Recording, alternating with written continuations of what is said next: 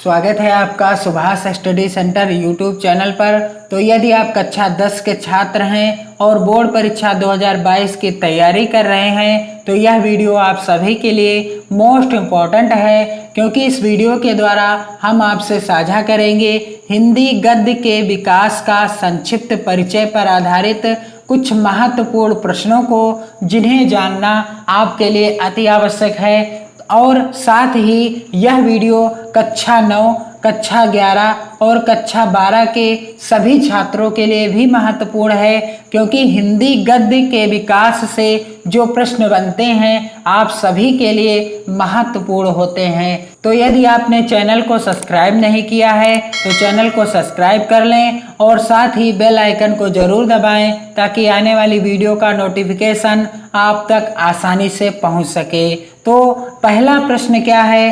पहला प्रश्न है भारतेंदु युग के 2 लेखकों के नाम लिखिए। और ये जो प्रश्न आपकी बोर्ड परीक्षा में पूछे जाते हैं कुल 5 अंकों के पूछे जाते हैं। 5 नंबर के प्रश्न होते हैं, एक प्रश्न 1 नंबर का होता है, इसलिए इन प्रश्नों को आपको जानना भी जरूरी है। और पहला प्रश्न ही है भारतेंदु युग के 2 लेखकों के नाम लिखिए। और इसका उत्तर क्या हो जाएगा? प्रताप नारायण मिश्र और बाल कृष्ण भट्ट। बाल कृष्ण भट्ट और प्रताप नारायण मिश्र भारतेंदु युग के प्रमुख लेखक हैं। अगला प्रश्न है हिंदी गद्य की किन्हीं 2 विधाओं के नाम लिखिए। अथवा प्रश्न इस तरह से भी आ सकता है हिंदी गद्य की किन्हीं 4 विधाओं के नाम लिखिए। तो यहाँ पर उत्तर क्या हो जाएगा? उपन्यास, कहानी, निबंध तथा नाटक हिंदी गद्य की प्रमुख 4 विधाएं हैं। अगला प्रश्न है मोस्ट इम्पोर्टेंट, गद्य साहित्य के विविध रूपों का विकास किस काल में हुआ? गद्य साहित्य के विविध रूपों का विकास किस काल में हुआ? तो उत्तर हो जाएगा आधुनिक काल में हुआ। अगला प्रश्न है शुक्ल युग की एक प्रमुख पत्रिका का नाम लिखिए। और इसका उत्तर क्या हो जाएगा? नागरी प्रचारणी पत्रिका, जो कि शुक्ल युग की प्रमुख पत्रिका थी। अगला प्रश्न है शुक्ल युग के किसी एक प्रसिद्ध कहानीकार का नाम लिखिए। और यह प्रश्न आप देख सकते हैं बोर्ड परीक्षा में भी पूछा जा चुका है। और शुक्ल युग के प्रसिद्ध कहानीकार कौन कौन हैं? पहले हैं प्रेमचंद और दूसरे हैं जयशंकर प्रसाद। और प्रेमचंद जी की कहानी का नाम है कफन और जयशंकर प्रसाद जी की कहानी का क्या नाम है? आपकी ही पाठ्य पुस्तक में है ममता। क्या नाम है? ममता, जो कि जयशंकर प्रसाद जी की कहानी है। और अगला प्रश्न है साथ ही जयशंकर प्रसाद जी को क्या माना जाता है? छायावाद युग का निर्माता कहा जाता है, कोमल भावनाओं का चितेरा भी कहा जाता है। अगला प्रश्न है शुक्ल युग के 2 गद्य लेखकों के नाम लिखिए। तो इसका उत्तर हो जाएगा राय कृष्णदास और गुलाब राय शुक्ल युग के 2 प्रमुख गद्य लेखक हैं। अगला प्रश्न है शुक्ल युग के सशक्त आलोचक एवं निबंधकार का नाम लिखिए। तो इसका उत्तर हो जाएगा श्याम सुंदर दास शुक्ल युग के सशक्त आलोचक एवं निबंधकार हैं। और अगला प्रश्न है हिंदी के 2 उपन्यासकारों के नाम लिखिए। हिंदी के 2 प्रमुख उपन्यासकारों के नाम लिखिए। तो इसका उत्तर क्या हो जाएगा? वृंदावन लाल वर्मा और मुंशी प्रेमचंद। तो वृंदावन लाल वर्मा जो कि हिंदी के प्रमुख उपन्यासकार हैं, और साथ ही मुंशी प्रेमचंद भी हिंदी के प्रमुख उपन्यासकार हैं। और मुंशी प्रेमचंद जी के प्रमुख उपन्यास कौन कौन से हैं? सेवा सदन, सेवा सदन, निर्मला, निर्मला, रंगभूमि, रंगभूमि और कर्मभूमि। सेवा सदन, निर्मला, रंगभूमि और कर्मभूमि, और साथ ही गोदान, गबन आदि।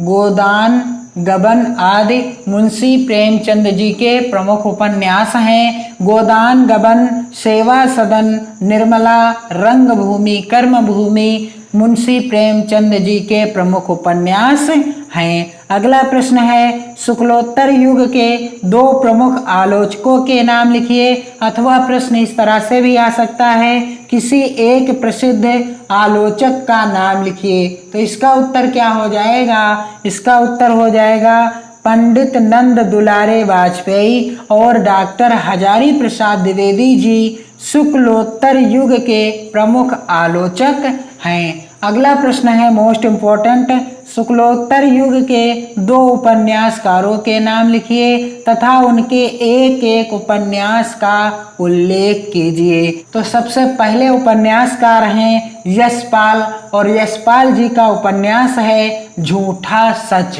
झूठा सच किसका उपन्यास है? यशपाल जी का है। और दूसरे उपन्यासकार हैं भगवती चरण वर्मा, और भगवती चरण वर्मा का उपन्यास है भूले बिसरे चित्र। भूले बिसरे चित्र किसका उपन्यास है? भगवती चरण वर्मा। अगला प्रश्न है, शुक्लोत्तर युग के किसी एक साहित्यकार का नाम लिखिए। या फिर प्रश्न इस तरह से भी आ सकता है, शुक्लोत्तर युग के किसी एक लेखक का नाम लिखिए। तो उत्तर क्या हो जाएगा इस प्रश्न का? रामधारी सिंह दिनकर, जिनकी रचना का नाम क्या है? संस्कृत के 4 अध्याय। मोस्ट इम्पोर्टेंट रचना है, कई बार परीक्षाओं में भी पूछी जा चुकी है कि संस्कृत के 4 अध्याय किसकी रचना है? रामधारी सिंह दिनकर जी की रचना है। अगला प्रश्न है, आधुनिक युग के दो नाटककारों के नाम लिखिए। तो इसका उत्तर क्या हो जाएगा? और प्रश्न इस तरह से भी आ सकता है कि शुक्लोत्तर युग के दो प्रमुख नाटककारों के नाम लिखिए। और प्रश्न इस तरह से भी आ सकता है, अथवा में हिंदी के किसी एक नाटककार का नाम लिखिए। तो उत्तर क्या हो जाएगा? वृंदावन लाल वर्मा। और दूसरे कौन हैं? हरि कृष्ण प्रेमी। वृंदावन लाल वर्मा और हरि कृष्ण प्रेमी हिंदी के प्रमुख नाटककार हैं। अगला प्रश्न है, रेखा चित्र विधा साहित्य के दो लेखकों के नाम लिखिए। और यही प्रश्न अथवा में इस तरह से आता है, किसी एक रेखा चित्र लेखक का नाम लिखिए। और आप देख सकते हैं बोर्ड परीक्षाओं में कई बार प्रश्न आया हुआ है 2013 और 2015 में। और प्रश्न किस तरह से पूछा गया है, किसी एक रेखा चित्र के लेखक का नाम लिखिए। तो इसका उत्तर क्या हो जाएगा? महादेवी वर्मा। और दूसरे हैं अमृत राय। अगला प्रश्न है, महादेवी वर्मा के किसी एक रेखा चित्र विधा की रचना का नाम लिखिए। तो इसका उत्तर क्या हो जाएगा? अतीत के चलचित्र महादेवी वर्मा का प्रमुख रेखा चित्र है। और महादेवी वर्मा को क्या कहा जाता है? आधुनिक युग की मीरा। महादेवी वर्मा को आधुनिक युग की मीरा भी कहा जाता है। क्या कहा जाता है? आधुनिक युग की मीरा महादेवी वर्मा को कहा जाता है। अगला प्रश्न पूछा गया है कि यात्रा साहित्य के दो प्रमुख लेखकों के नाम लिखिए। अथवा किसी एक यात्रा वृत्त लेखक का नाम लिखिए। तो इसका उत्तर क्या हो जाएगा? इसका उत्तर हो जाएगा राहुल सांकृत्यायन। और दूसरे कौन हैं? सच्चिदानंद हीरानंद वात्स्यायन अज्ञेय जी यात्रा वृत्त विधा के प्रमुख लेखक हैं। अगला प्रश्न मोस्ट इम्पोर्टेंट है, किसी एक रिपोर्टाज लेखक का नाम लिखिए। और आप देख सकते हैं सन 2011, 12, 14 और सन 2018 में यह प्रश्न पूछा जा चुका है बोर्ड परीक्षा में। अथवा में प्रश्न इस तरह से आता है, रिपोर्टाज विधा के किन्हीं दो लेखकों के नाम लिखिए। तो इसका उत्तर क्या हो जाएगा? कन्हैया लाल मिश्र प्रभाकर तथा कौन?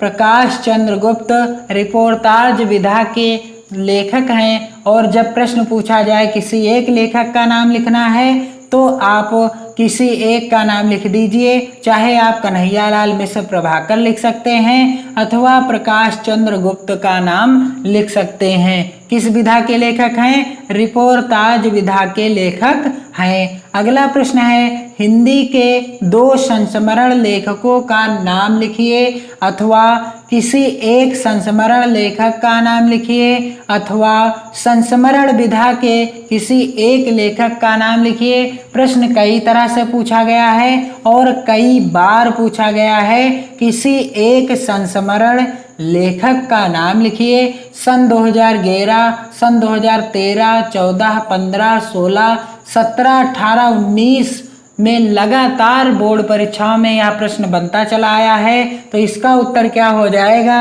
बनारसी दास चतुर्वेदी, राम वृक्ष बेनीपुरी। तो आपको इस प्रश्न के अंतर्गत क्या उत्तर लिखना है कि किसी एक संस्मरण लेखक का नाम लिखिए। तो यहाँ पर 2 लेखकों के नाम लिखे हैं, बनारसी दास चतुर्वेदी और राम वृक्ष बेनीपुरी। आप किसी एक का नाम लिख सकते हैं। अगला प्रश्न है, किसी एक जीवनी लेखक का नाम लिखिए। और यह प्रश्न भी 2013, 2016 और 2019 बोर्ड परीक्षा में आ चुका है। और उत्तर क्या हो जाएगा? अमृत राय। और अमृत राय को जीवनी लेखक कहा जाता है। और अगला प्रश्न मोस्ट इम्पॉर्टेंट है, किसी एक आत्मकथा लेखक का नाम लिखिए। ये प्रश्न सब एक नंबर के पूछे जाते हैं और प्रत्येक वर्ष एक ना एक प्रश्न जरूर बनता है आपकी बोर्ड परीक्षा में।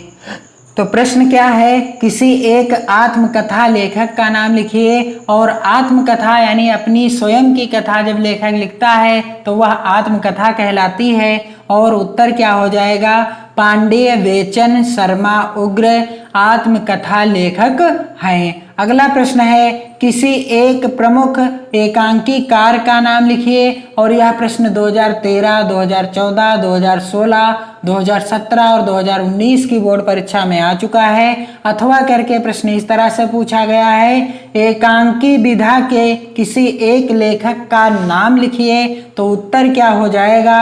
डॉक्टर राम कुमार वर्मा एकांकी विधा के प्रमुख लेखक हैं। और इनकी एकांकी का क्या नाम है? दीपदान। दीपदान एकांकी के लेखक कौन हैं? डॉक्टर राम कुमार वर्मा जी हैं। तो ये थे आज के मोस्ट इम्पोर्टेंट प्रश्न जो आपको तैयार कर लेने हैं। आप इन्हें नोट कर लीजिए अपनी नोट्स में। और आप इसी तरह के वीडियो देखने के लिए हमारे YouTube चैनल के साथ जुड़ जाएं। और फ्री नोट्स PDF प्राप्त करने के लिए, जो कि हैंडराइटिंग में होगा, हमारे टेलीग्राम चैनल से जुड़ें, जिसकी लिंक वीडियो के डिस्क्रिप्शन बॉक्स में है। वहीं से आपको फ्री नोट्स PDF मिलता रहेगा और इसी तरह के महत्वपूर्ण वीडियो भी देखने को मिलते रहेंगे।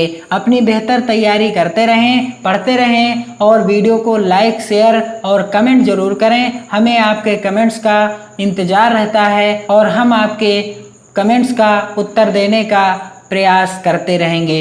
जय हिंद।